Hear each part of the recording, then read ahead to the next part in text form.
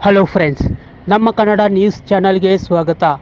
ಇಂದು ರಾಜ್ಯದ ಹವಾಮಾನ ಸುದ್ದಿ ತಿಳಿಯೋಣ. ಮಳೆರಾಯ ಮತ್ತೆ ಅಬ್ಬರಿಸಲು ಶುರು ಮಾಡಿದ್ದಾನೆ.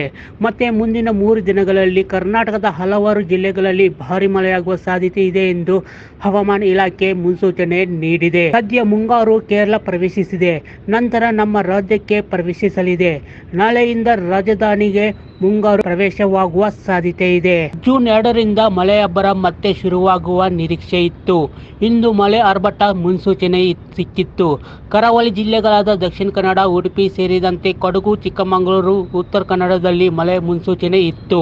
ಬೆಂಗಳೂರು ಸುತ್ತಮುತ್ತ ಕೂಡ ಮಳೆಯಾಗುವ ನಿರೀಕ್ಷೆ ಇತ್ತು. ಅದರಂತೆ ಈಗ ಮಳೆ ಅಬ್ಬರ ಶುರುವಾಗಿದೆ. ರಾಜ್ಯ ರಾಜಧಾನಿಯ ಹಲವೆಡೆ ಇಂದು ಮಳೆಯಾಗುತ್ತಿದೆ.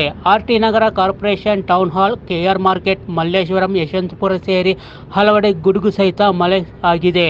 ಇಂದಿನಿಂದ 5 ದಿನ ನಗರದಲ್ಲಿ ಮಳೆಯಾಗುವ ಸಾಧ್ಯತೆ ಇದೆ ಎಂದು ಹವಾಮಾನ ಇಲಾಖೆ ಮುನ್ಸೂಚನೆ ನೀಡಿದೆ.